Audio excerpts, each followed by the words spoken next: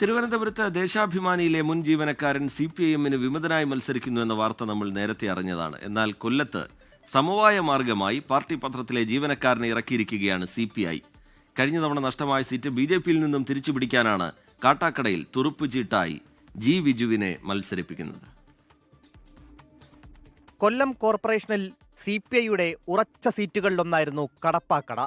എന്നാൽ പാർട്ടിയിലെ കടുത്ത വിഭാഗീയതയും ചേരിപ്പോരും ഈ വാർഡും സമീപ വാർഡുകളും CPI-ക്ക് നഷ്ടമാകാൻ കാരണമായി.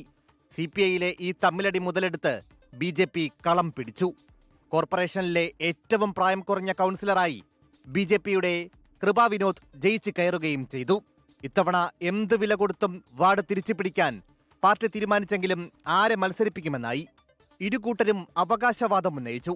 ഒടുവിൽ തർക്കപരിഹാരമായി ഇരു ഗ്രൂപ്പിലുമില്ലാത്ത എന്നാൽ ഇരുകൂട്ടർക്കും സമ്മതനായ പ്രദേശവാസി കൂടിയായ G. വിജുവിനോട് മത്സരിക്കാൻ പാർട്ടി ആവശ്യപ്പെട്ടു. ജനയുഗം കൊല്ലം യൂണിറ്റ് മാനേജറും KCB മുൻ ഉദ്യോഗസ്ഥനുമായ വിജു എത്തിയതോടെ വിഭാഗീയത മാറ്റിവെച്ച് പ്രവർത്തകരും നേതാക്കളും തെരഞ്ഞെടുപ്പ് പ്രവർത്തനങ്ങളിൽ സജീവമായി.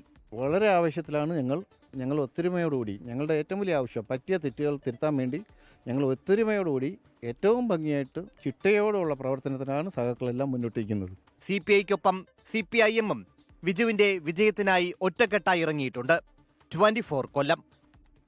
ലോകത്തെവിടെയായാലും ഏത് സമയത്തും 24 വാർത്തകളും ഓഗ്മെന്റഡ് റിയാലിറ്റി പാക്കേജുകളും എക്സ്പ്ലെയിനറുകളും വിശദമായി കാണാൻ ഞങ്ങളുടെ YouTube ചാനൽ നിങ്ങൾക്ക് സബ്സ്ക്രൈബ് ചെയ്യാം.